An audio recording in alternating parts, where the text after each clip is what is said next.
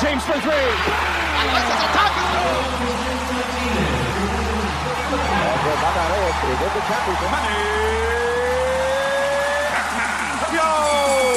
Puso at Lakas, Sports sa Pinas. Kasama sina Coach Jojo at Coach Janet Villa.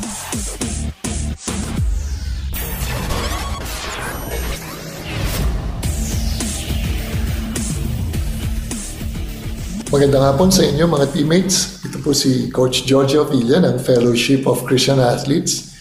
At ito ang programang Puso at Lakas, Sports sa Pinas sa 702 DZAS, FEBC Radio TV, agapay ng Sambayanan.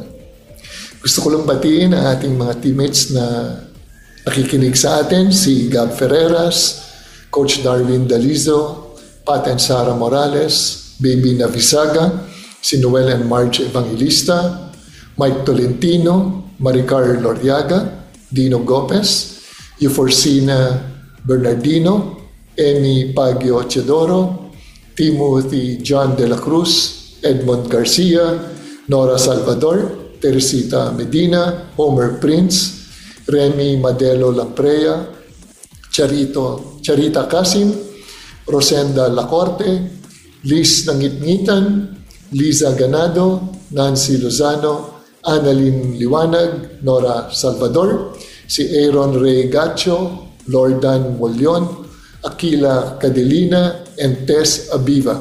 Thank you for listening to our show. May the Lord continue to bless you.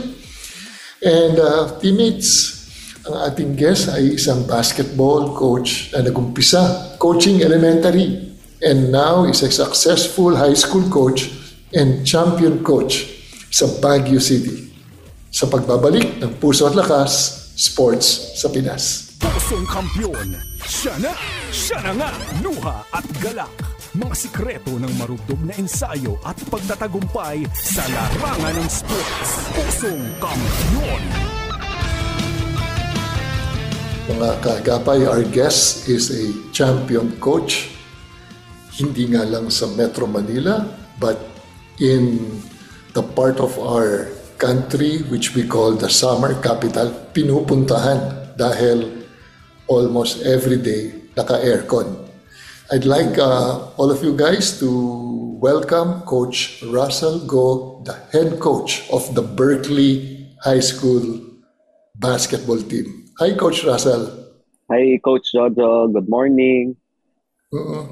Alam mo, Coach Russell, no? Alam mo naman ang number one sport sa Philippines. It may not be the national sport, but pag tinatanong ang mga tao, lumalabas na parang ang basketball ay ito na yung number one passion, no? In terms of mga tao watching the game, playing the game. Kung titignan mo nga sa bawat kanto ng mga kalye, lalo na sa Metro Manila, sa Tondo, maraming mga ring nakakabit, no? Sinasarado yung mga kalye dahil pag summer may mga liga. Paano ka ba dito na-involve sa coaching basketball? Well, way back nung 2010, actually nag-work pa ako for isang multinational company dito sa Manila. So, and nagplan ako umuwi ng Baguio. So, isa nang nilagay ko sa bucket list ko is, gusto ko mag-coach. Gusto ko mag-coach ng basketball. So, ayun, dun nagsimula yung passion na mag-coach. So, after that, umuwi ako ng Baguio. Pagka-uwi ko, ayan na, in-invite ako na mag-coach sa Berkeley. So, doon nag-start na without any knowledge kung ano ba talaga ang coaching, doon nagkaroon ng desire. Alam mo, Coach Russell, no, it was the great Billy Graham, no, who said this, that a coach can impact more people in a single year than the ordinary person will do in a lifetime. Kasi alam mo yung coach, day in, day out, especially yung mga competitive sports, no? Nasa basketball ka, alam natin na karamihan ng mga eskwelahan dito, may mga teams, and they practice more than three times a week. Minsan nga, umaabot ng 6 times a week. And because of the influence of a coach, the coach can speak words of life, and the coach can also speak words of death. No? Kaya dapat ang coach maingat sa mga binibitaw na salita. Dahil iba yung influence, iba yung impact, and ang mga players nakatingin kay coach, yung sinasabi nila ngayon, the two most powerful words in the English language is coach says. So, was it hard to start as a coach? Of course, coach, yung year 1 is ito na yung struggle year. Of course, hindi dahil wala akong alam, talagang kapa. One is ano ba yung ituturo ko, and ano ba talaga yung purpose ko, bakit ako nagko-coach. When I started, ang gusto ko lang doon magpa-champion ng team. I started that on my first year. Yun lang yung parang mindset ko noon, dahil siguro hindi ko naman alam kung ano ba talaga yung coaching. So ang naging record namin noon per season, 1 win, 4 losses. So ako yung nasa bottom team noon. The next year, may mga nakausap akong coaches, may mga nag-inspire sa akin, and you need to look deeper than basketball. Okay, so it's more than winning. So after yung first year ng struggle, yung second year ko, iniba ko na yung mindset. It's more on taking care of the boys inside and outside of the court. So nag-start talaga siya dun sa character building, and after yung character building, dun na nag-form yung skills naman ng mga bata. Alam mo, Coach Russell, I've heard this a lot of times na the most important thing in coaching is knowing your purpose, knowing your why. Why do you coach? Kasi I think teaching the skills, lahat may kita sa internet yan, no? Especially ngayon with the influx of all the information you need, no? But knowing what is your purpose, what is your why, tingin mo, what is your definite why? Well, your purpose of coaching? Well, now after siguro nasa 15 years of coaching, nag-evolve din yung why ko eh. From winning, yung start nung coaching, now it's more of how can I help this person to be a better person? So more on ganun na yung why ko, bakit ako nagko-coach. How can I take this person na i-maximize ko yung skills niya, i-hold ko yung character niya to be a better person in life in the future. And I think yun yung kaya siguro ako mas nagtagal sa coaching because of that. Coach Russell, you mentioned about character, no? Mm-hmm. Sometimes when I look dito sa Facebook, may mga reels, no? Yung mga videos. Ang dami sa mga nakikinig, no? Ang dami sa Facebook away about basketball, no? Minsan may suntukan.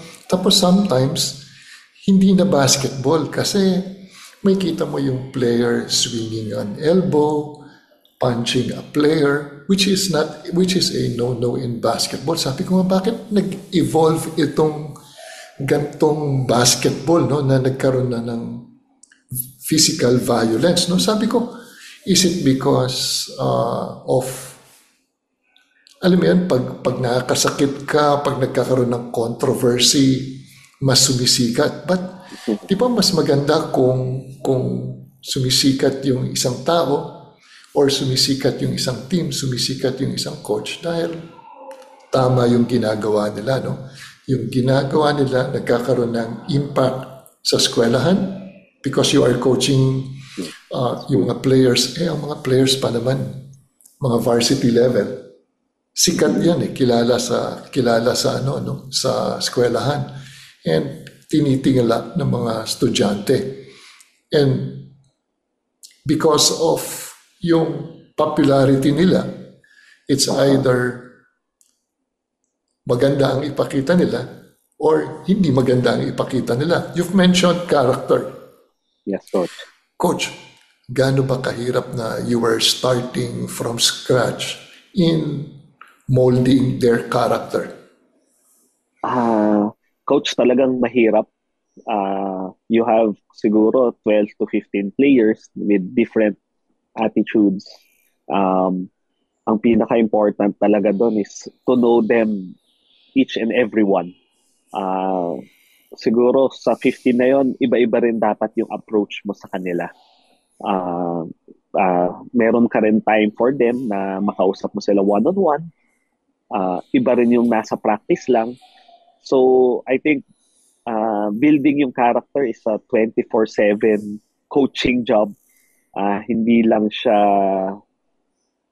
during yung practice time. So, ako ganun ko siya binil. Before practice, during practice, after practice, laging kinakamusta mo pa rin kahit gabi na or morning yung mga players mo kung kamusta sila, kamusta yung studies nila, kamusta yung ano nila. So kasi before you can teach them, kailangan nakikita nila sa'yo and they can feel you bago nila ma-absorb kung ano yung gusto mong values na matutunan nila. Alam mo, Coach Russell, we have dito sa Fellowship of Christian Athletes, we have this program which is called 3-dimensional coaching. No?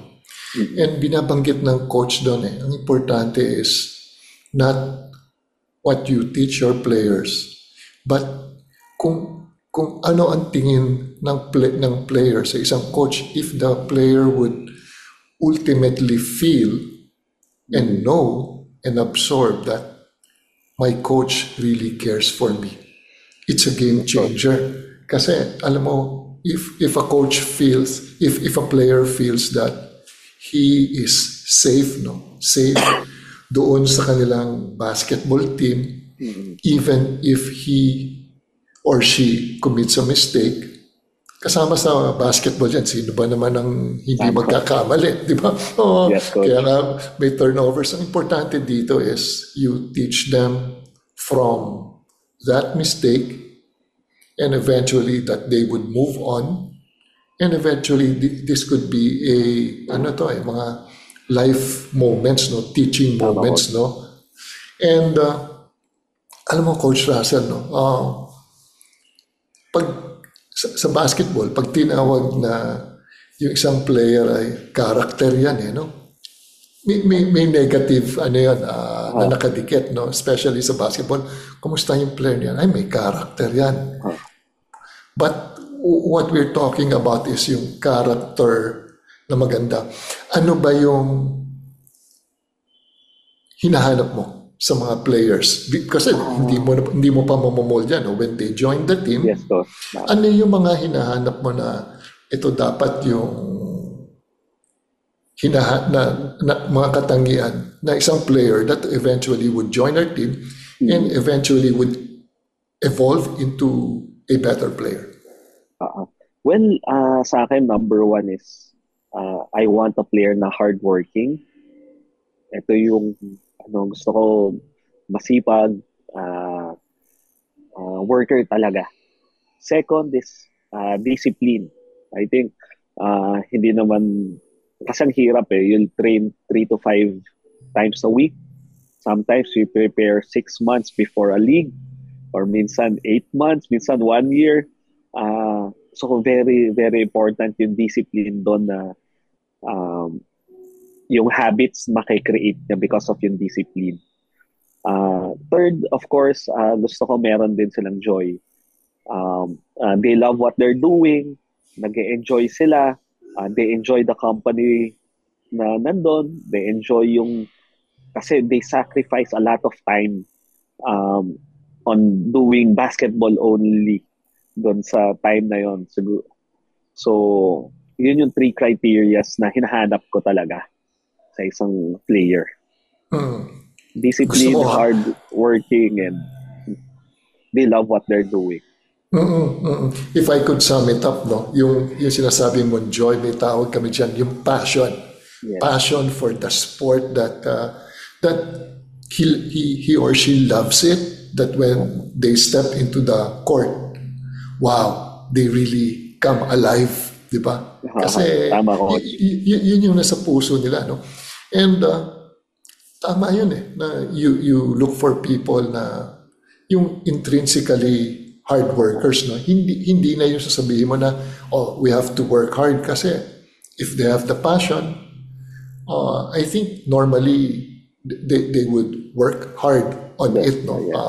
Tapos yung disiplina na hindi mo na kailangan, you have to continue telling them kasi alam mo naman because of social media and because of our society ngayon na maraming bisyo, and ang number 1 kalaban ng coach ngayon is, I think it's the cellphone kasi yung kanilang attention nandoon lahat di ba? So, but if you would make things clearly, spell out everything to them, no, na ito tayo, this is what I want, this is what you should do, ito yung responsibility nyo as a player, responsibility nyo to your teammates, then eventually maintindihan nila na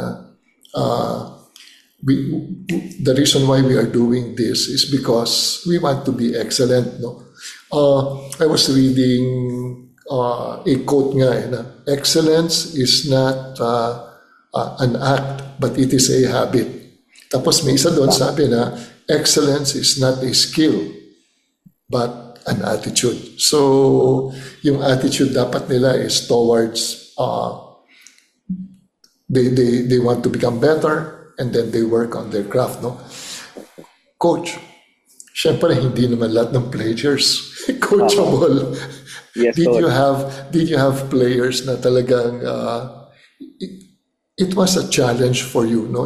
And when I say challenge, na it made you a better coach. Can you tell us about players who were challenging?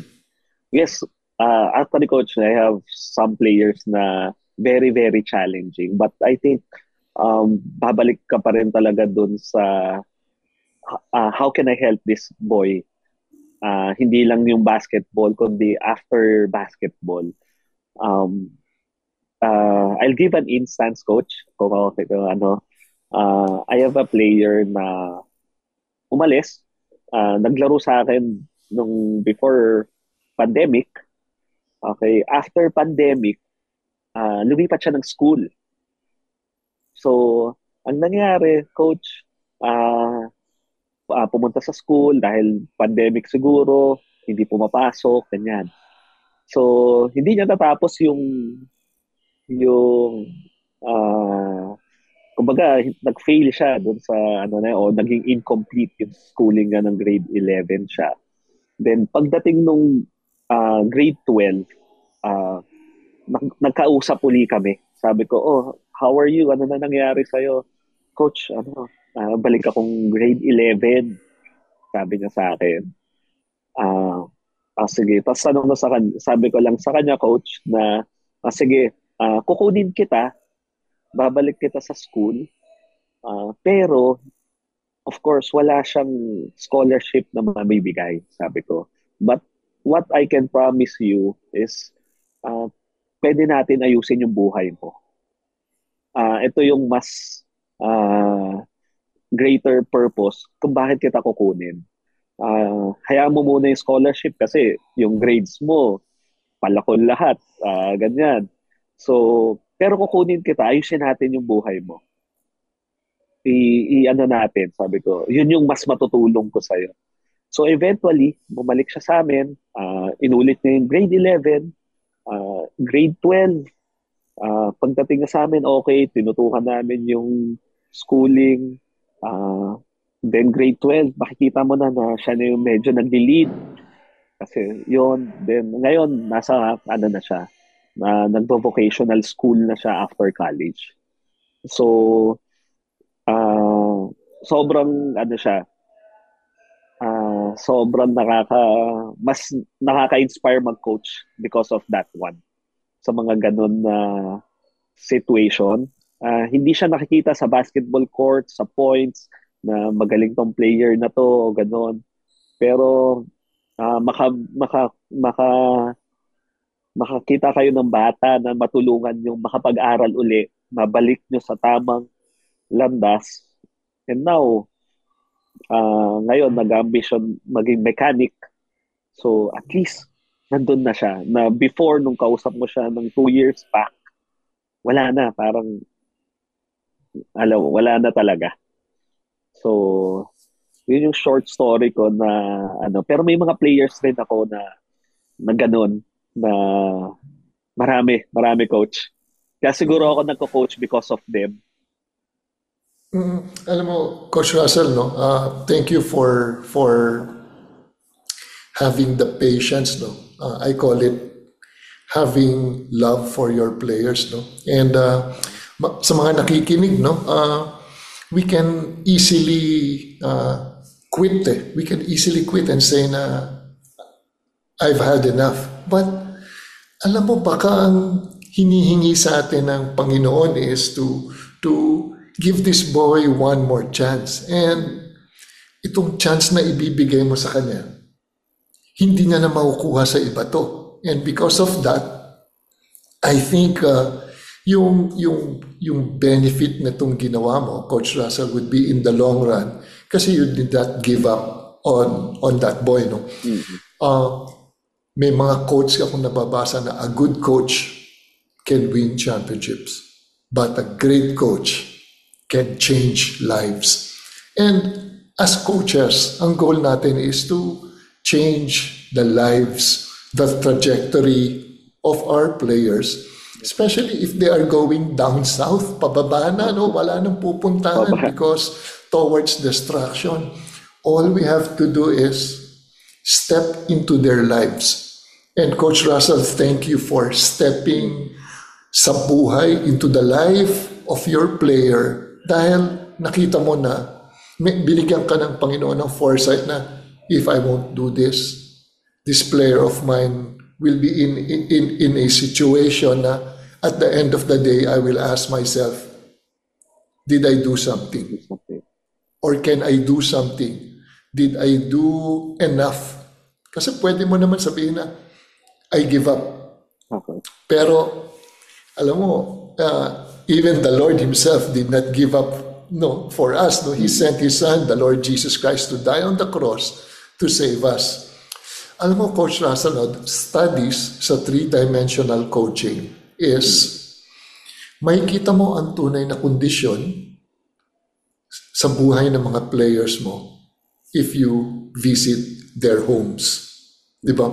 Si Dean Smith said this, na when he recruits a player, ang tinitignan niya, pag pumunta sa bahay, titignan niya yung how the kid would interact with the parents, no?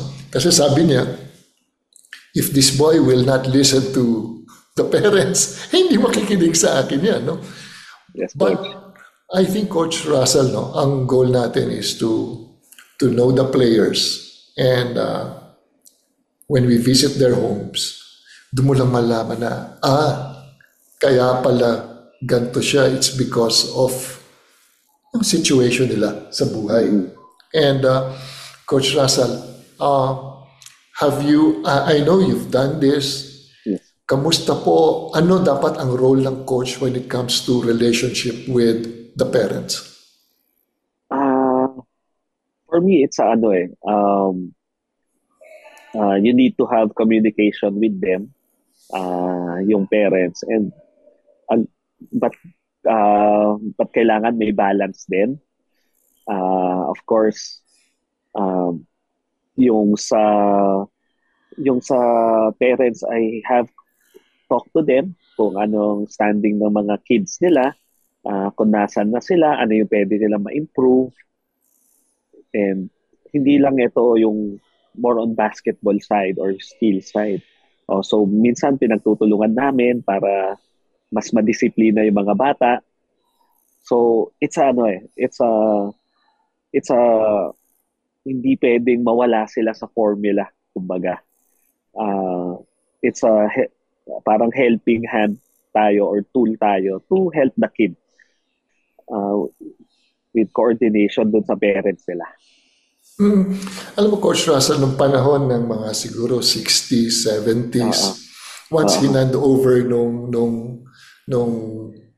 mga magulang yung player, no, yung kanilang anak sa coach, ang coach na ang bahala. But iba sa 21st century, no? Things are different, na hindi mo pwedeng sabihin na ang magulang hindi kasama kasi hindi, kailangan pagtulungan, no? My daughter is into wushu, and ito nakakatawa to. Coach din naman ako dati, no? Minsan feeling ko gusto ko sabihin sa coach na, Coach, pwede mo bang sabihin sa anak ko na, importante ang wushu, importante yung mga forms, pero importante ay mag-aral kayo. Yes, kasi, alam mo, sa experience ko, ang mga players, mas nakikinig sa coach ngayon because ang nangyayari ngayon, no, kung yung player ay varsity player, spends 2 to 3 hours a day, yung mga magulang, di ba, galing sa trabaho, pagod. Magtatrabaho ng 8 to 5, 8 to 6, with the traffic, makaka-uwi 6, kakain, tapos kakamustahin yung anak. Siyempre, by 9 o'clock, gusto nang matulog kasi yung regular cycle ng araw para makapagpahinga. So, ang nangyari ngayon sa coach, substitutionary parent, no? So, dapat yung coach, maganda yung values, di ba? Maganda yung pag-iisip, may wisdom na hindi yung yung worldly wisdom, no? But heavenly wisdom ang sabi nila. So that when we teach our players, the players, talagang, alam mo yung being a second parent, no? Coach Russell, alam ko na hindi naman lahat good side. May mga matitigas rin na ulo. And kamusta naman yung mga players na matitigas ang ulo? Hindi naman maiwasan. Huwag naman sabihin natin matigas ang ulo, pero mahina makapick up kung bakit kailangan team cohesion, disiplina. And ano ang ginawa mo kung kailangan ng drastic changes? Sa akin, first, pinag-aralan ko kung bakit siya ganun. So, saan nanggagaling ba? Bakit ang tigas ng ulo nito? Bakit hindi ito nakikinig? So, sometimes, ang ginagawa ko dito sa mga kids na to ay parang naakbayan ko. I'll pull them at the side. Then, talagang kakausapin ko sila. Ito yung alam ko, mas magaling ka dyan. I-release mo yung energy mo sa positive side. So, more on ako, talagang hinihila ko na win a one-on-one talk ko talaga yung bata. And hindi as para pagalitan sila, but encourage them to, meron kang something na, alam ko, iba ka mag-isip sa iba because you have a talent. Ganon. So, more on, ganun ko siya ina-approach, coach. Doon sa mga medyo matigas yung ulo, yun. Yung iba naman, I think, because of the firm rules na set na ng example ng mga previous seniors or napapasunod naman sila, coach. So, alam mo, Coach Russell, no? Tama yung ginagawa mo, and I thank you for doing that na you go to the deeper level, no? Ano ba yung ugat, no? Pwedeng nasa bahay or pwedeng kulang ang baon kaya naman pala ang hirap sumunod gutom. Ako may mga naging players akong gano'n na kaya pala nahirapan to dun sa mga drills kasi wala palang pagkain, hindi pala kumakain ng 3 meals a day, siguro 2.5. Yes, coach, alam mo naman yung rigors of being in a team. Kailangan mo tumakbo na mabilis, kailangan mo lumundag. kailangan ng pagkain.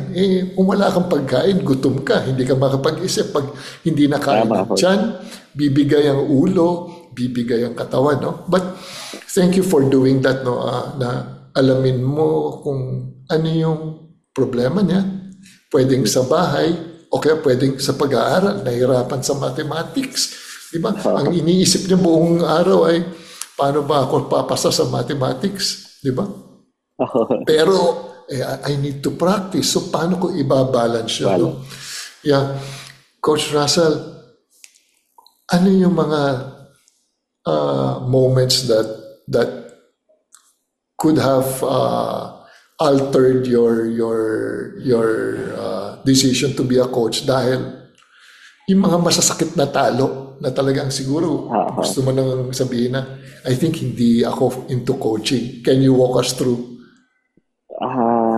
Well, kasi we are ang pinaka before is we are a small school. So talagang we started sa elementary na program, so grassroots. Then pagdating ng grade 7, ang nangyayari sa amin, minsan lumilipat yung players. So siguro yung sa akin is before you invested parang 3 years, 4 years taking care of the kid, doing everything from training, ganyan. Then after a while, lipat na ako. So, lipat na ako ng ibang school. So, then, yung mga time na yon parang, shucks, gusto ko pa ba coach? Parang gano'n. Kasi you invested lots of time, then, yung fruit, kumbaga, nagbe-bear.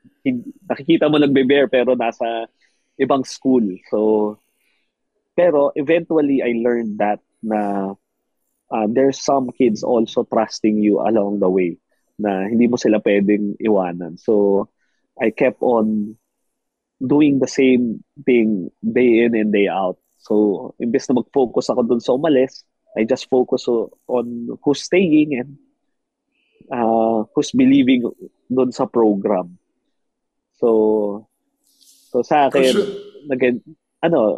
mag-enjoy ka rin eh. Eventually, meron din pala, shucks, yung hindi mo masyadong natutukan siguro, pagdating ng high school, sila naman na yung umangat na yung level, nag-improve naman sila, nakaka-compete ka pa rin. So, yun yung I think yun yung time na medyo naging shaky ako kung gusto ko pa ba siya gawin or not.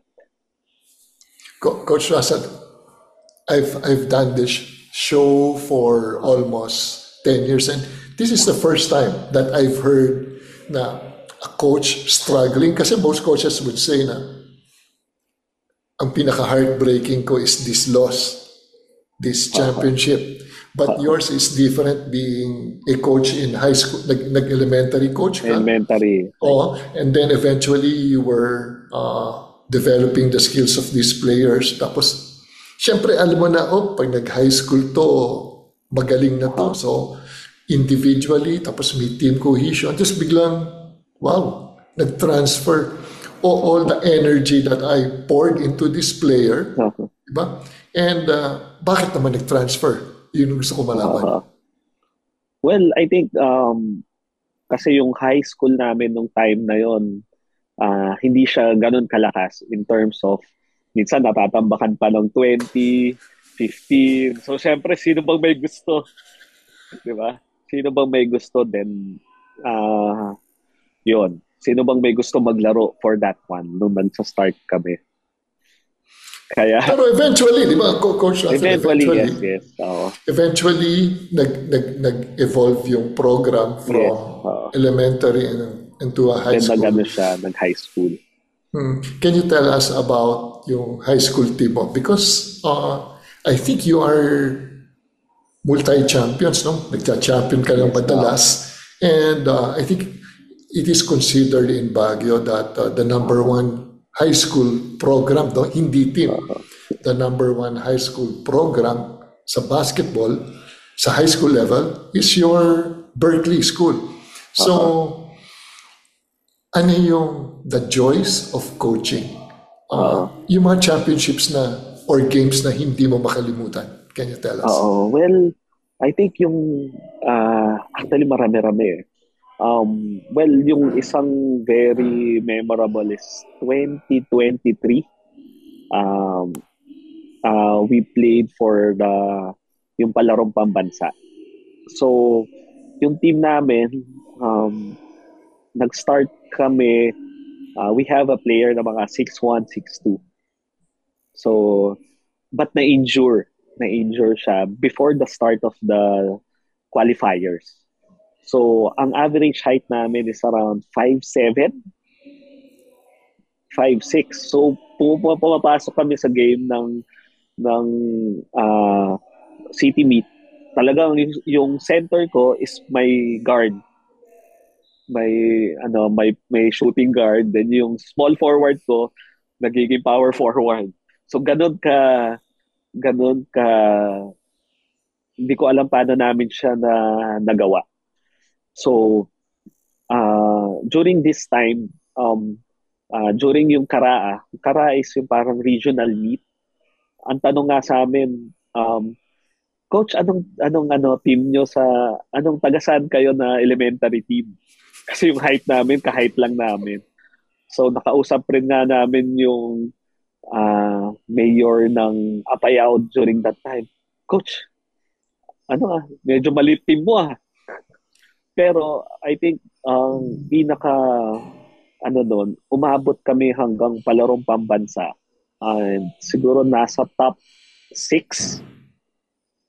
Siguro yun yung highest na napuntahan or na highest place ng high school basketball ng Baguio. Okay, yun. But with the height ng 5'6", 5'7", 5'8", meron isang moment doon na we're playing sa palarong pambansa. We played against Iloilo, which they have around 6 players na standing 6 feet tall. So, nalamangan na kami ng 20, hinabol namin ng mga around single digit, tapos dulo, we lost the game. So ang nakakagulat nun, after the game, meron isang matanda tsaka isang bata. Umiyak na yung players namin, nandun kami, na lumapit sa amin. Tapos, Coach, pwede ba makipicture sa players mo? Kasi grabe sila maglaro, sabi. Grabe yung passion, yung pagiging hardworking nila. Kasi with that height, 5'7" na center, pag nag-sub ako noon, Coach, ang pinapasok ng kalaban, 6'1".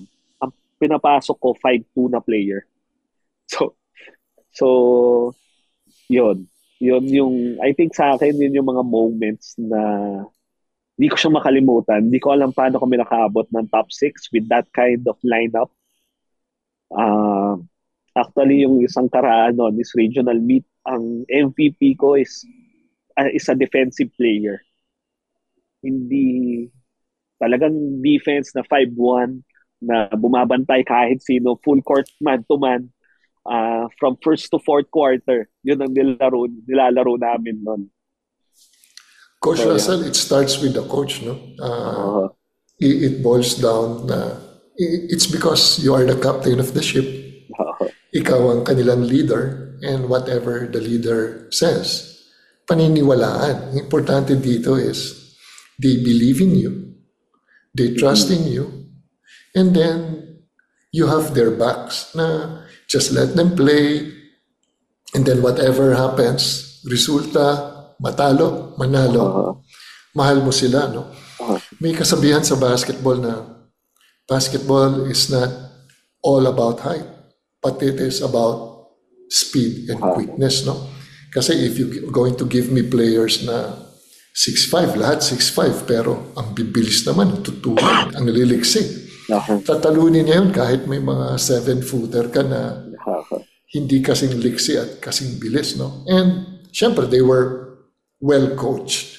I think you studied your craft, no? Hindi ka naman pwedeng umabot ng top 6 national level. We're not talking about Region 1, Region 2, Region 3. We're talking about all the regions, kasama ang NCR being palarong pambansa or Batang Pinoy, and then making it to the top 6. To me, that is unparalleled, especially for a team sa Baguio coming from a small school. Hindi naman big school na ang population ng eskwelahan nyo nasa mga 5,000. Di ba na makakahanap ka ng maraming players, no? So that is one of the joys of being a coach, no? Coach, maraming nakikinig sa atin, no? Na how can you encourage yung mga magulang na nakikinig? Ano ang 2 or 3 tips na or isa na pwede mong ibigay sa mga magulang na nakikinig if their kid ay part na ng isang varsity team, how would you encourage them? For the parents na may mga anak na nasa varsity team, very important yung support nyo sa kanila. And use yung basketball na magturo sa kanila ng mga life lessons. I think it's a partnership ng coach and the parent na pagtulungan nila yung kung ano yung nakakabuti sa anak nila, mas lalo para magturo ng values like discipline, hard work, different na perseverance. Kailangan may partnership talaga kayo with the coach and the team doon sa ano. And of course, gustong-gusto ng mga kids na nandun kayo always nakasupport. Hindi minsan doon front, kahit nasa likod lang tayo, pumapalapak doon. Sobrang ano yun. Yun yung mga glorifying moment na ako, nag-enjoy ako nanonood. Na nakikita ko yung parents biglang nag-hug with their son. And gusto ko nandun kayo sa moment na yun. Wow. Ano lang, no? Ang role lang ng magulang ay suportahan ng anak. Yes, and suportahan yung programa. Kasama si coach doon, no? Alam mo, Coach Russell, no? Sinabihan ako ng wife ko. Sabi niya, kung tayo ay magkakaroon ng anak na lalaki at siya ay magiging part ng isang basketball team. Sabi ng wife ko, si Janet, huwag na huwag kang makikialam sa coach niya. Pag nakialam ka, ikaw ang una ko. Ako ang unang kaaway mo. Sabi ko, Janet, hindi ko naman gagawin yon kasi alam ko naman being a coach, no, for 20 years na ang mga magulang kasi ang gusto nila, yung anak nila naglalaro. Hindi naman lahat pwedeng maglaro, di ba? The coach would determine yung kanilang playing time based on their talent, their skill, and then yung team cohesion. But as parents, no, my daughter is into wushu. Siyempre, nandun lang kami sa likod, no. Yeah. Pag magandang performance niya, talagang palakpak. Pag nahihirapan siya, naku, parang kami ng wife ko, parang kami na mismo yung nahihirapan roller coaster. Oo, sa routine niya. Nangyari pa minsan, Coach Russell, na nag-breakdown yung anak ko dahil palpak talaga yung routine. As in, the worst thing that could ever happen. But, nandun lang kami. Tapos, we have to be just there for her. Tapos, tahimik lang. Tapos malalaman mo naman kung yung mga players ay ready nang magsalita, especially pag coming from a loss, no. May isa akong player nung high school. Kaibigan ko yung father, doctor, no. Pag galing sa talo, pagpasok raw ng kanyang anak, hindi mo raw makakausap yung anak niya. Sabi niya, so nandun lang kami, no. And thank you for encouraging the parents to be just there. How about naman sa mga would-be, gusto maging mga atleta, any sport? How would you encourage them, Coach Russell? for any sport, very ang pinaka-important talaga is stay disciplined. Okay, always willing to learn. Yun ang pinaka-important sa isang and enjoy what you're doing kasi you don't know until when ka maglalaro. Pwedeng elementary lang, high school lang, college lang, or hanggang pro. So dapat marami ka pa rin yung ginagamit nito para matuto talaga. Two things. Coachability, willing to learn. I think kasama dyan yung attitude of being humble, di ba? Being humble, willing to learn, and then coachability, And yes, enjoy what you are doing. Enjoy the ride while you are a baseball player, pwedeng football player, pwedeng volleyball player, di ba? And hindi kasi lahat umaabot sa pro, There are only 2 professional leagues dito, the volleyball and basketball. And may isang player sa akin nagtanong na, Coach, ano ba ang pwede kong gawin para umabot sa pro? Sagot ko lang is, you just have to work hard and then, talagang wala ka na magagawa kasi sabi ko, masyadong mahirap yung path towards a professional career. But you have to widen your options kasi ang goal naman natin is for you to graduate, Coach Russell, thank you for joining us on the call. Alam ko maraming mga magulang at mga players, would-be players na nakikinig, and I would like to share this verse sa ating mga nakikinig at saka sa iyo. Dito sa Proverbs 3, 5, and 6. Proverbs 3, 5, and 6, it says, Trust in the Lord with all your heart and lean not on your own understanding. In all your ways, acknowledge Him, and He will make your paths straight. Ang importante lang talaga is meron tayong Diyos na masasandalan, meron tayong Diyos na pupuntahan, meron tayong Diyos na makakausap, Ang ating Diyos na si Jesus died on the cross, gave Himself, that whoever believes in Him shall not perish, but will have eternal life. Sabi nga nila, draw near to God, and He will draw near to you. Kung wala pa tayong relationship sa Panginoon, kilalanin natin siya. Dasal tayo na, Lord Jesus, I need you, and I want you to be the Lord and God of my life.